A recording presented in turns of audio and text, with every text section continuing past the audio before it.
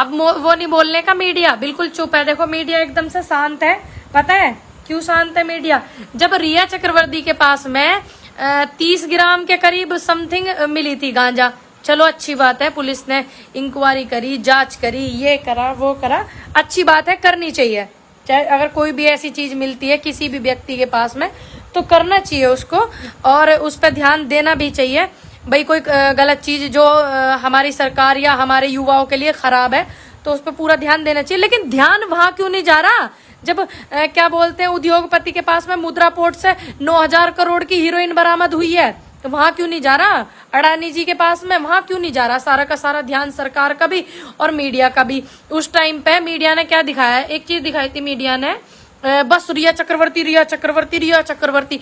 एक लड़की के पीछे इतना पड़ गए थे लोग। अगर उसने गलत किया था तो कोर्ट ने जो सजा देनी थी, कोर्ट ने जो सजा उनको वो करनी थी वो कर दी थी।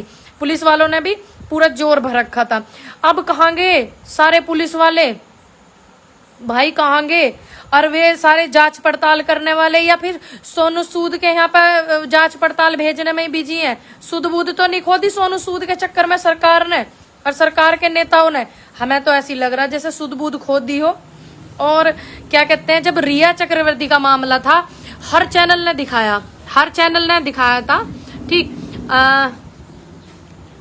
अडानी के जो पोर्ट है उस पर मिली थी ये 9,000 करोड़ की, ये जो मैं आपको बता रही हूँ, ये अडानी के पोर्ट पे। अब कहाँ गए सारे के सारे सिस्टम, सारे के सारे मीडिया वाले? अब एक वो बंदा पूछता है भारत, चिल्लाता है भारत, अरे अब तेरे जैसे पे थूकता है भारत भाई।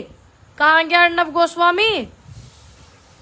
कहाँ गया अर्नब गोस्वामी? या अर्नब गोस्वामी जो विदेश के पत्रकारों को और पाकिस्तान के खास करके पत्रकारों को अपने चैनल पे बिठाने में बिजी है, थूकता है भारत तेरे जैसे लोगों पे।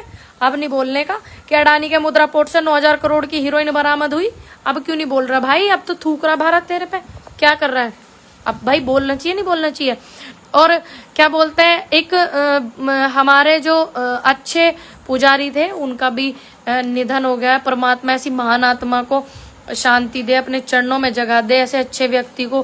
कुछ लोग बोल रहे हैं कि उन्होंने आत्महत्या कर ली, कुछ लोग बोल रहे हैं कि उनको मतलब मारा गया है और उनके सुसाइड नोट में भी। लेकिन एक चीज देखी, उसमें कई सारे नाम जो हैं नामदज भी हैं और जो सुसाइड नोट में वो लिख करके गए हैं, उसके बावजूद भी मतलब पुलिस उनको गिरफ्तार नहीं कर रही। चल क्या रहा देश में समझ में नहीं आ रहा।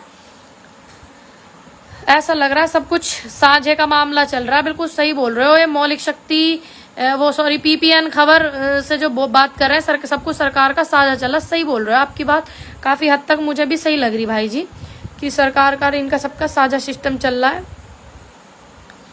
ये सारों ने सुध बुध खो दी सोनू सूद के चक्कर में। जो काम सरकार जो थी नहीं कर सकी, अगर वो एक व्यक्ति ने करा अपना सब कुछ बेच करके, तो क्या गलत करा? उनके पीछे तो ये जांच वो जांच। अब इनके घर न भेजेंगे भैया जांच है? या ये प्रधानमंत्री जी का या इनका निजी मामला या उनके निजी फ्रेंड है, निजी दोस्त है?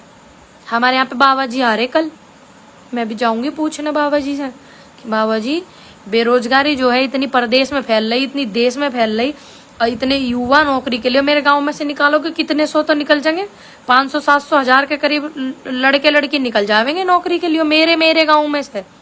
अब सोचो पूरे यूपी में कितने गांव हैं, पूरे यूपी में कितनी जगह है, कितना बड़ा यूपी है, 22 करोड़ की आबादी है।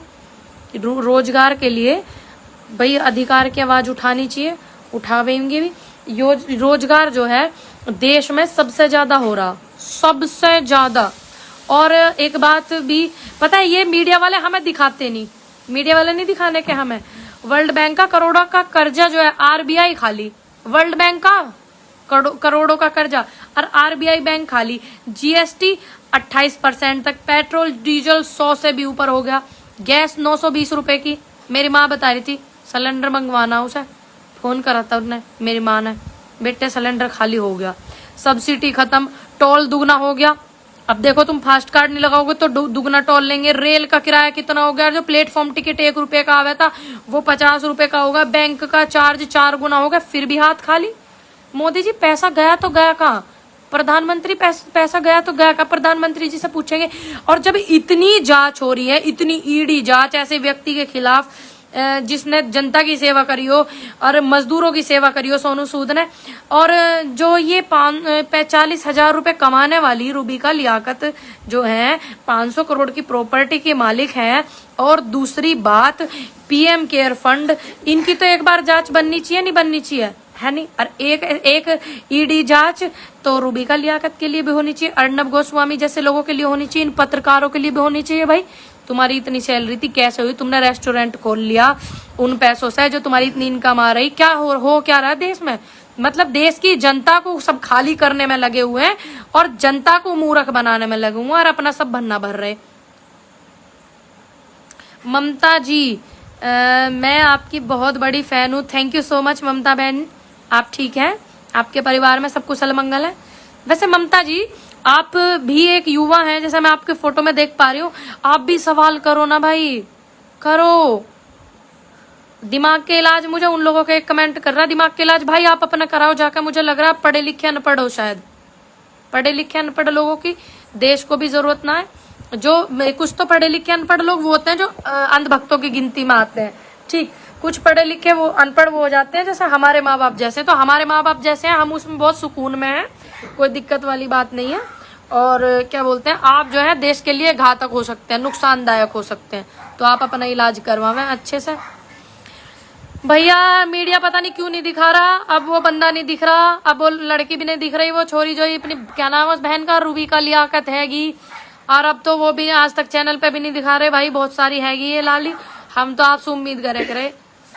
ओहो, एक बंदे का कमेंट आ रहा है, योगी जी की वजह से आज तू सुरक्षित है, अखिलेश होता तो पता चलता। अच्छा भैया, जो हाथरस वाली गुड़िया थी वो भी तो यूपी में थी, वो क्यों ना रही सुरक्षित? उसे क्यों पेट्रोल जला के मार दिया? जो उन्नाव वाली बेटी थी वो क्यों ना रही सुरक्षित? जो ठाकुर द्वारे वाली गुड़िया थी ये सामिया, ये क्यों नहीं रही सुरक्षित? ज्ञान मत बांटो, हम सुरक्षित हैं, अपनी देश में रहवे इसलिए सुरक्षित है।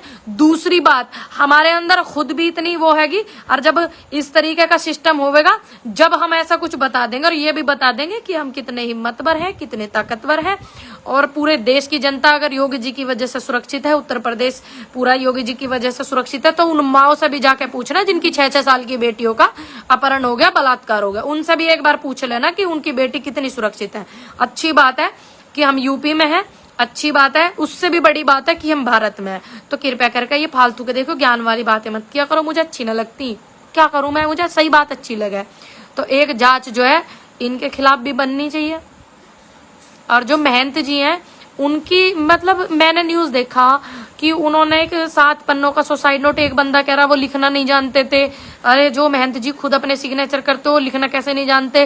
फिर नाम दर्ज उसमें रिपोर्ट है, फिर उन सारे लोगों को क्यों नहीं उठाया जा रहा? वहां मसला क्या चल रहा भैया, पता ही नहीं चल रहा देश में।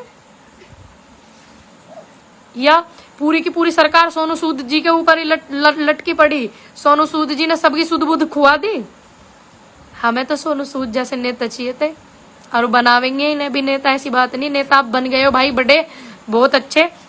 और मेरे जैसा जो युवा है आपसे बहुत इंस्पायर होता है। और मैं तो ये बोलूंगा कि आपको पूरे देश की राजनीति में आना चाहिए, क्योंकि देश की जनता को आप जैसे व्यक्ति की बहुत ज्यादा जरूरत है।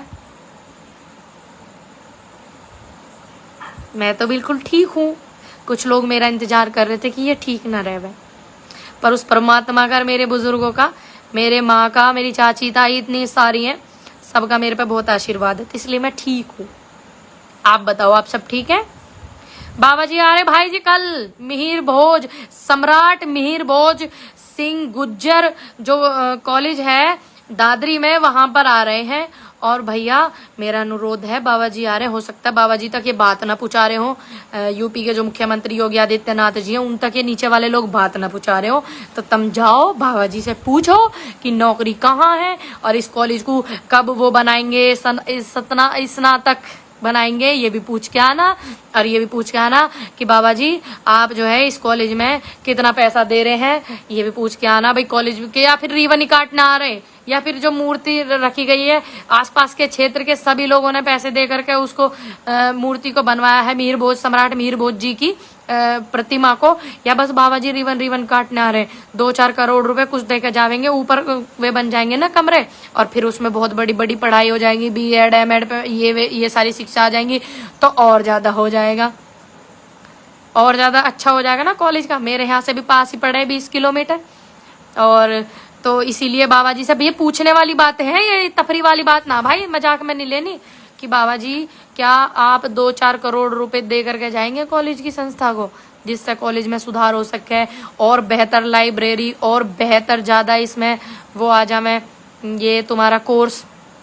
तो इस तरीके की बातें आपको पूछनी है। सबसे अहम जो सवाल है आपको ये पूछना है कि आप रोजगार यूपी में आपने कितने दे दिए, सबसे अहम बात है, क्योंकि बहुत देख लीजिए परसेंटेज निकाल करके, यूपी की भी और पूरे भारत की भी, 2014 से पहली, 2014 के बाद की, और 4-4.5 साल जो है यूपी में हो गए, 4-4.5 साल इनकी निकाल करके आप देखना। अनिकेत, थैंक यू अनिकेत भाई, भगवान मुझे ठीक रखेंगे, आपको भी रखेंगे, परमात्मा सब ठीक रखें। ये बात बहुत पूछने वाली है। I proud you Poonam ji, मेरा नाम बोलो please. Ram Kumar ji, thank you so much. और क्या बोलते हैं, आप जो है ये बात पूछनी है, जितने भी लोग उनसे मिलने जा रहे हैं ना, और जितने लोगों को मिलने दिया जाए, वैसे मुझे लगता नहीं कि सच से कोई रूबरू हो जाए वो, क्योंकि सच एक ऐसी ताकत है, उससे हर कोई व्यक्ति रूबरू नहीं हो पाता। सच में इतनी ताकत होती है, अच्छा व्यक्ति उसके आगे नहीं टिक पाता। तो तुम देखियो, मिलकर कोशिश करियो। दिनेश चंद, आप हमेशा खुश रहो, आप हमारे देश की होनहार बेटी हो। थैंक यू दिनेश भाई जी, मैं बिल्कुल ठीक हूँ सोनाराम भाई। और ये सच का सामना करना हर किसी के बस की बात नहीं है, मुश्किलें आती हैं, गिरना उठना, उठकर क्या संभलना, ये बहुत बड़ी बात हो जाती है। जिसने ये चीजें पार कर ली और फिर जिसने सच का सामना कर लिया, बड़ी बात वो है। ये सब चीजें बड़े नहीं है। मान लीजिए आप कोई एक बार MLA बन जाता है, तो हम उसका एक एक्सीडेंट तरीके से भी कह सकते हैं पहली बार, लेकिन बाद में बनना, लगातार बनना, ठीक उन चीजों को मतलब हमें मेहनत लगता है, वो चीजें मेहनत लगती है, चाहे इसमें कोई भी हो, आप है, मैं हूँ। जब पहली बार कोई MLA बनता है तो मुझे यही लगता है। योगी जी घोषणाएं कर रहे हैं 2024 के बाद में काम होंगे, हाय दुर्लालत। मैंने सुना है सरकार तालिबान से भी कुछ बात करने जा रही है। जब सरकार तालिबान से बात करने के लिए जा रही है, भाई देश हित में हो सकता है, तो अन्नदाताओं से क्यों बात नहीं कर रही है? वो तो हमारे देश के ही है ना, तो देश हित में अन्नदाताओं से बात करनी चाहिए। जब वो दूसरे देश के लोगों से, तालिबान के लोगों से बात कर सकती है और उसको देश हित में बता रहे हैं वो लोग, ठीक, और वो देश हित में बता रहे, तो हमारे जो बुजुर्ग अपने बैठे हुए हैं बॉर्डर पे, अच्छा चलिए आपका मन किसी कमेटी से बात करने का नहीं है, सरकार के लोगों का, सरकार का, नेताओं का मन किसी कमेटी से बात करने का नहीं है, तो जो बुजुर्ग वहां किसानों पे बैठे हुए हैं, आप अपनी अच्छी सी सिक्योरिटी लगा करके हर बॉर्डर पे जाइए, हर बॉर्डर पे देखिए जा करके, हर बॉर्डर पे आप किसानों से खुद रूबरू होइए। मान लीजिए आपका मन कमेटी से बात करने का नहीं है, मोर्चा से बात करने का नहीं है, तो आप खुद उन बुजुर्गों से बात कर लीजिए, खुद कर लीजिए। जब आप तालिबान से बात कर सकते हैं तो मेरे किसानों से क्यों नहीं कर सकते? मेरे ये सवाल है मेरा नरेंद्र मोदी जी से, क्योंकि सरकार उनकी है, सभी को पता है, बीजेपी सरकार नहीं है, मोदी सरकार है देश में, तो उनसे आप क्यों नहीं बात कर सकते हो? करो आप उनसे बात। मैं मानती हूँ कि आप जो है हमारी जो कमेटी है उसको नहीं बुला रहे हो, मत बुलाइए आप कमेटी को। आप तो आ सकते हो बॉर्डर पे, जो बुजुर्ग बैठे हैं जिनके पैर सूजे हुए, आप उनसे डायरेक्ट बात करके देखो, आप डायरेक्ट हालात देखो बॉर्डरों के क्या हालात है, आपको पता चल जाएगा कि कितनी शिद्दत से लोग बैठे हुए हैं, आपको पता चल जाएगा कितनी मेहनत से अपनी फसल नस्ल को बचाने के लिए बैठे हुए। कश्मीर में एक मुद्दा चल रहा था, 18 रुपए का सेब 259 रुपए का हो गया स्टोर में आते ही, देखा ना आपने, बड़ा फेसबुक पे चल रहा, 18 रुपए का सेब स्टोर में आते। एक लड़की जो थी वो लड़ भी रही थी इस बात के लिए, एक लड़की जो थी वो लड़ भी रही थी इस बात पे कि 18 रुपए का हम लोगों से खरीद के 259 का क्यों बेच रहे हैं, इसलिए किसान बैठा है। ये सवाल है किसानों के, जो अपने हमारे बुजुर्ग हैं खुद वहां बैठे हुए हैं, उनको आप दो जवाब जा करके इस बात का कि आपने डायरेक्ट कैसे 159 रुपए किलो का भाई मान लेते हैं, लाना भाड़ा ये वो टैक्स, पता नहीं क्या क्या है चल रहा सिस्टम, तो इतना थोड़ी हो जाएगा कि आप 1 किलो को 259 रुपए किलो में दे दोगे। ये बहुत सारे मुद्दे हैं। तो इन मुद्दों को मान लीजिए आप हमारी कमेटी से नहीं मिलना चाहते, मोर्चा के नेताओं से नहीं मिलना चाहते, आप डायरेक्ट किसानों से मिलो, आपको पता चल जाएगा। आप जा करके किसानों से मिलोगे, उनकी स्थिति का पता चल जाएगा। जी मैं बिल्कुल ठीक हूँ। जब तक अपना ध्यान रखिएगा। बाबा जी आ रहे हैं, बाबा जी से मिलिएगा, योगी आदित्यनाथ जी से, और उनसे सवाल कीजिएगा। अब आप युवा हैं, बोलिएगा हमें नौकरी चाहिए। और जब आपको नौकरी चाहिए होगी तभी आप नौकरी मांगना, अगर आपको नहीं चाहिए तो मत मांगिएगा। मेरा कोई जोर नहीं है आप पे, और बस मैं ये बोलूँगी अगर आप नौकरी की ज़रूरत आपको है तो आप बाबा जी से मांगिएगा, क्योंकि प्रदेश में सरकार उनकी है, बाबा जी की, और आपको मांगनी भी चाहिए नौकरी, क्योंकि आपका अधिकार है। आप पढ़े लिखे भी हैं, ऐसा नहीं है कि आप अनपढ़ हैं। अनपढ़ मंत्री बन करके बैठ सकते हैं, तो क्या मेरे देश का युवा नौकरी पे नहीं बैठ सकता? तो आप हक के लिए आवाज उठाइए, उठाइए भाई, आवाज उठाइए, अधिकार मांगो, अपने भीख नहीं मांग रहे हो। ये मांगने की बस हिम्मत ताकत हर बंदे के अंदर होती है, बशर्ते देखना ही है कि कौन इसको दिखाता है, कौन इसको छुपाता है। तब तक के लिए राम राम, जय हिंद, जय भारत।